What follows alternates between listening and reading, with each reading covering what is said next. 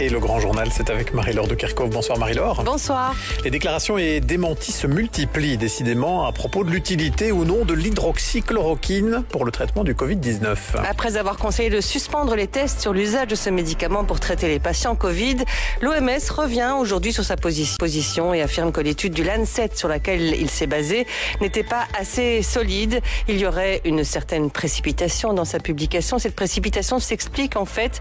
Les chercheurs subissent un feu croisé de pression. Les agences de voyage jouent la sécurité en prévision d'un rebond de l'épidémie et d'une nouvelle fermeture des frontières hors de Schengen. Elles proposent pour cet été des destinations plus proches et principalement en Europe. C'est une nouvelle catastrophe écologique qui souille l'Arctique. Le réservoir de diesel d'une centrale thermique appartenant à une usine russe s'est effondré. 20 000 tonnes d'hydrocarbures se sont déversées dans une rivière. Vladimir Poutine a déclaré l'état d'urgence. Et puis dans notre CQFD, on va se poser notamment cette question. Est-ce que la Wallonie risque de manquer d'eau dans les prochaines semaines, cet été? La Flandre craint cette perspective. Alors on va voir ce qu'il en est côté wallon avec la ministre de l'Environnement, Céline Tellier, qui sera avec nous. On lui posera aussi la question de la relance après la crise du coronavirus. Va-t-on aller vers une sorte de Green Deal wallon? Question donc ce soir à 18h20 dans notre CQFD.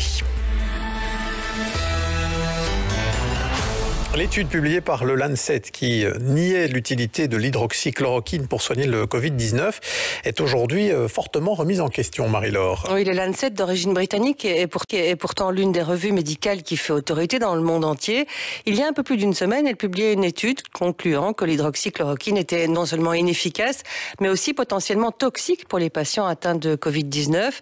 Eh bien, cette étude est effectivement remise en cause aujourd'hui. Dominique Delal, elle a apparemment été bâclée et trop vite publié. Le Lancet ne pouvait pas publier cette étude en l'état et c'est fâcheux. Stéphane De Witt est professeur et médecin infectiologue au CHU Saint-Pierre de Bruxelles. Il parle de mauvaise science. Je suis très préoccupé par l'espèce d'avalanche de mauvaise science auquel nous sommes soumis depuis 2 mois. Une étude scientifique est généralement lue et critiquée par 3 spécialistes indépendants avant une éventuelle publication un mois plus tard. Cette fois, le délai était apparemment inférieur à 1 semaine. On a un peu l'impression que les mécanismes de revue, de contrôle et autres ont été largement dilués, on va dire, et qu'on a un peu perdu de vue qu'avant de publier, il faut s'assurer que ce qu'on va publier est quelque chose de solide. Un protocole accéléré qui n'honore pas le monde scientifique. Cédric Blampin, professeur et chercheur réputé dans le domaine des cellules souches. Là, c'est les journaux scientifiques et bien sûr les scientifiques eux-mêmes qui veulent publier comme ça en 1 semaine et être les premiers à publier, mais au prix qu'une fraction des études qui publieront seront jamais corroborées par d'autres études ou seront carrément montrées par la suite comme étant complètement fausses. La pression, ajoute Cédric Blampin, était aussi celle du monde politique, référence directe à des commentaires et suggestions inappropriées du président des États-Unis. Dominique Delal avec Pascal Bolleken, c'est l'Organisation mondiale de la santé, a demandé que reprennent les études sur l'usage de l'hydroxychloroquine dans le cadre de l'épidémie de Covid-19. La vie n'est pas encore tout à fait normale, mais l'épidémie faiblit toujours. 86 patients contaminés par le coronavirus ont pu quitter l'hôpital hier. 82 contaminations ont été enregistrées au cours de ces dernières 24 heures. Le hic tout de même, c'est que la Belgique n'arrive toujours pas à détecter les nouveaux foyers où s'installe le virus et c'est un problème. Le système de traçage doit être beaucoup plus efficace. C'est en tout cas l'avis d'Yves Copiters, expert en santé publique. On nous avait promis des outils de déconfinement efficaces, qui étaient le testing et le suivi de contact. Or, ces outils ne sont pas encore tout à fait efficaces. Donc, il n'y a pas qu'une responsabilité individuelle à respecter les gestes barrières et cette bulle de 10 personnes. Il y a aussi une responsabilité de nos politiques et des institutions de mettre en place des outils qui nous accompagnent et qui soient capables de maîtriser l'épidémie. Insuffisant, d'après vous, alors, si je vous suis? Je pense qu'à l'heure actuelle, ces outils ne sont pas encore assez efficaces. En tout cas, le testing, on teste, mais les résultats n'arrivent pas toujours dans les 24-48 heures. Et puis, le contact tracing n'a toujours pas identifié des foyers de contamination. Or, ça, c'est pas possible. Parce que si on jouait le jeu vraiment du suivi de contact, on trouverait ces foyers de contamination. Yves Copiters, interrogé par Ophélie Fontana. Ajoutons que pour avoir une idée précise de l'efficacité du tracing, plusieurs universités ont lancé une vaste enquête auprès des malades du Covid contactés pour cartographier leurs contacts. Plus de 70 000 Belges y ont déjà participé.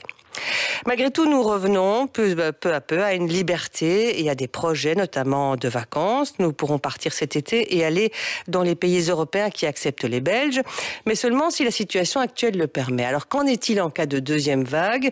Le voyageur est-il protégé s'il voyage avec une agence ? Que faut-il faire ? Clémence Datt a cherché des réponses auprès des agences de voyage.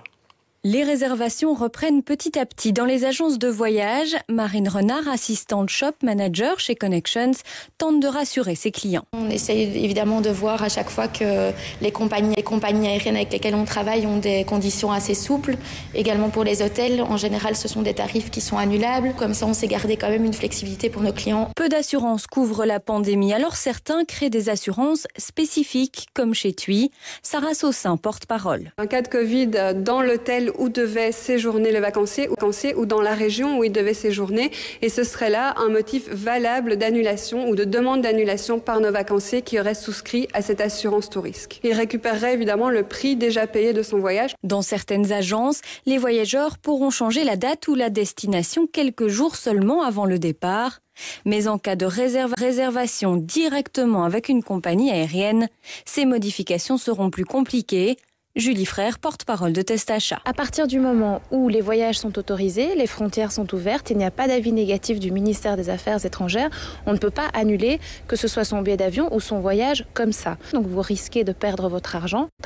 Si par contre, un élément essentiel de votre voyage comme l'accès à la piscine vous est interdit, vous pourriez alors demander un changement de prix ou l'annulation de votre voyage.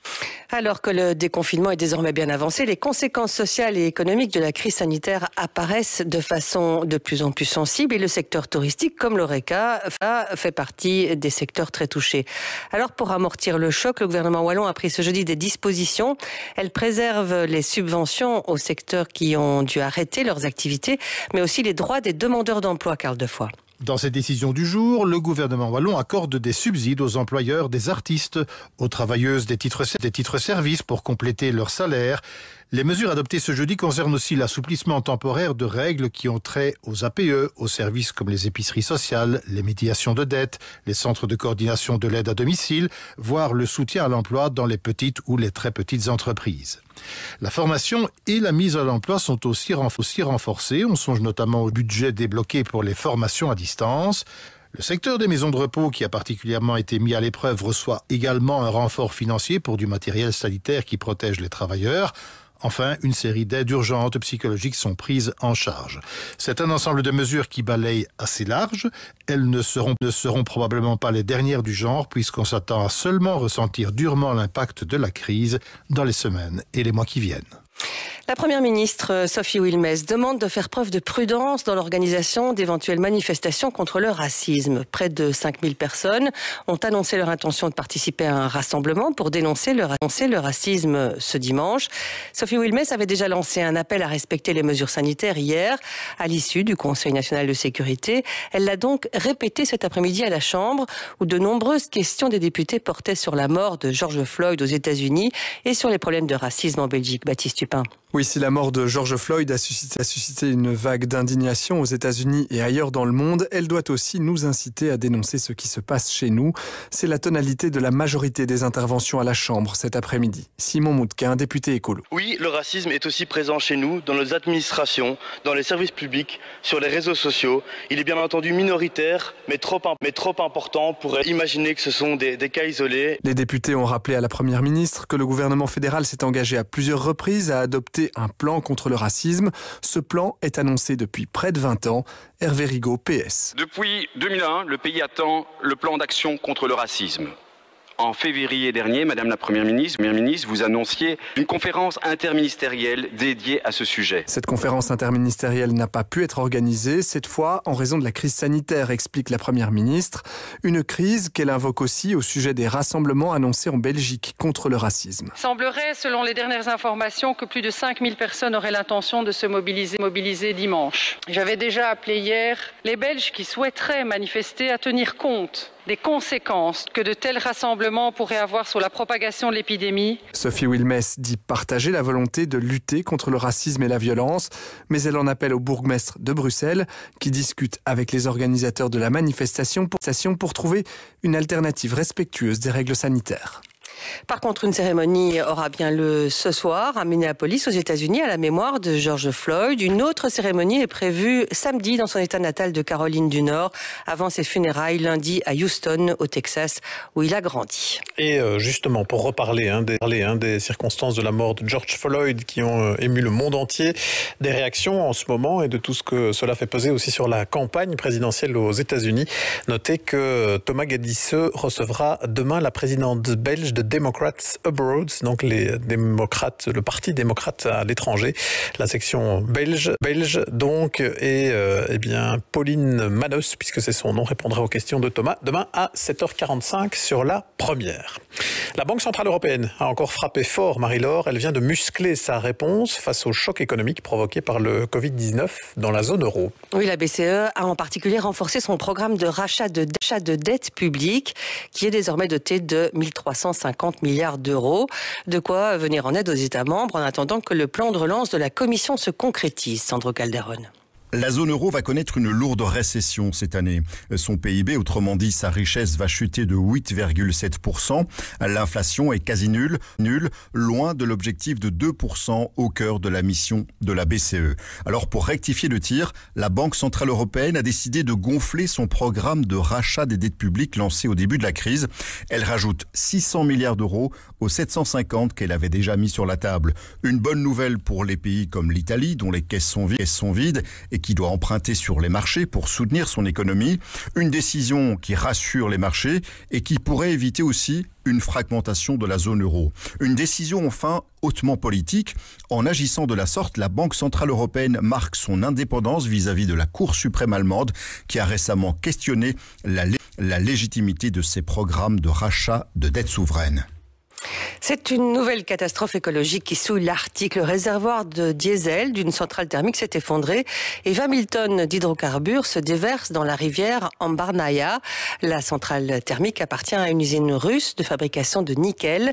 Vladimir Poutine a déclaré l'état d'urgence, Françoise Walmack. Oui, le président russe a vertement sermonné les responsables de la centrale pour avoir tardé à réagir. L'un d'eux a d'ailleurs été placé en détention pour 1 mois.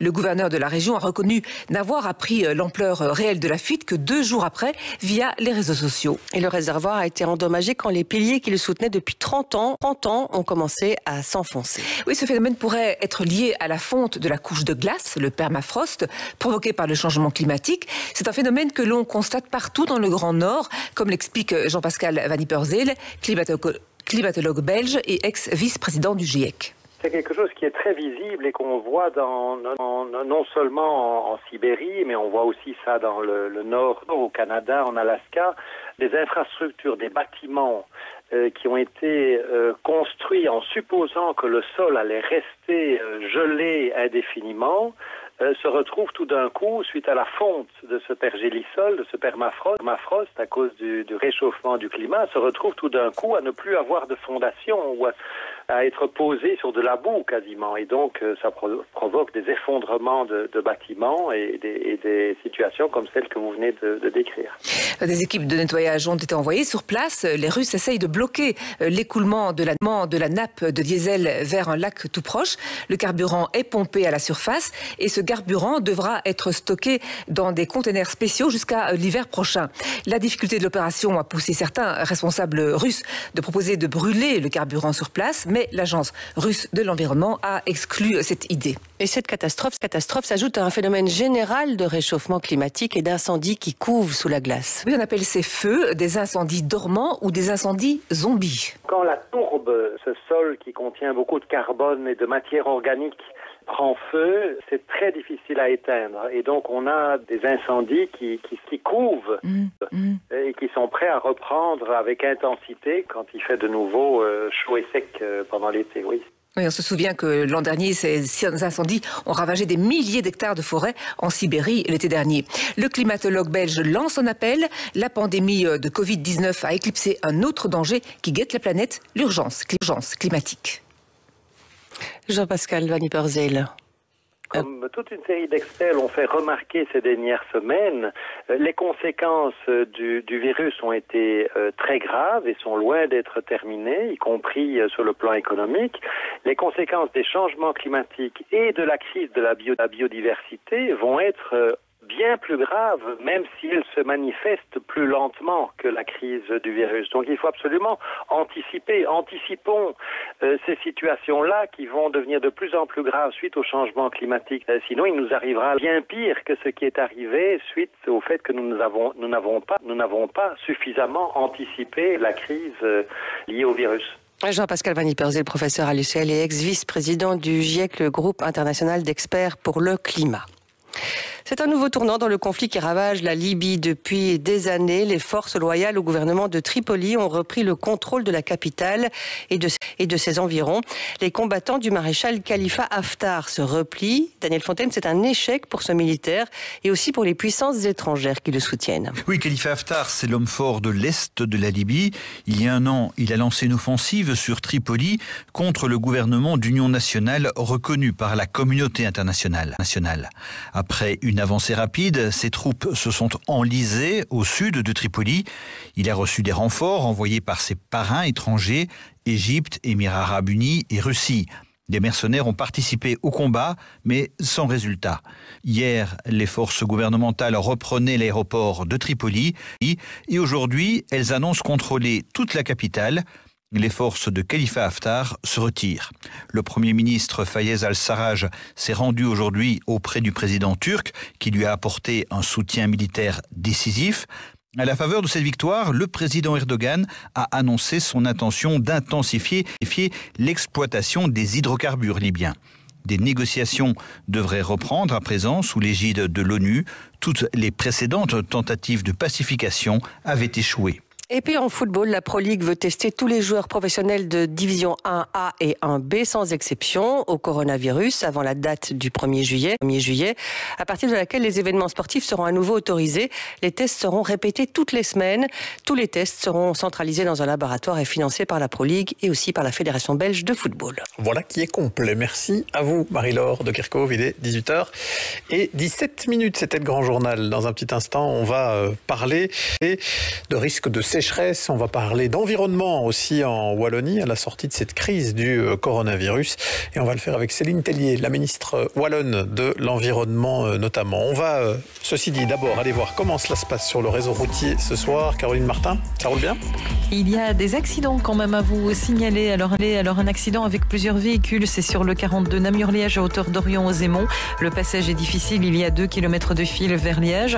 Accident également sur la nationale 63 Marchand-Famenne-Liège à hauteur de Neuville. La bande de droite est neutralisée en direction de Liège. Par contre, c'est relativement calme à Bruxelles. Alors, petit ralentissement quand même du côté de la petite ceinture, du tunnel botanique au tunnel Rogier vers la Basilique et sur le ring en circulation extérieure entre Strombeek-Bever et Wemmel. C'est en direction de Grand Bigard. Voilà donc, on va poursuivre en musique avant d'accueillir notre invité pour notre CQFD.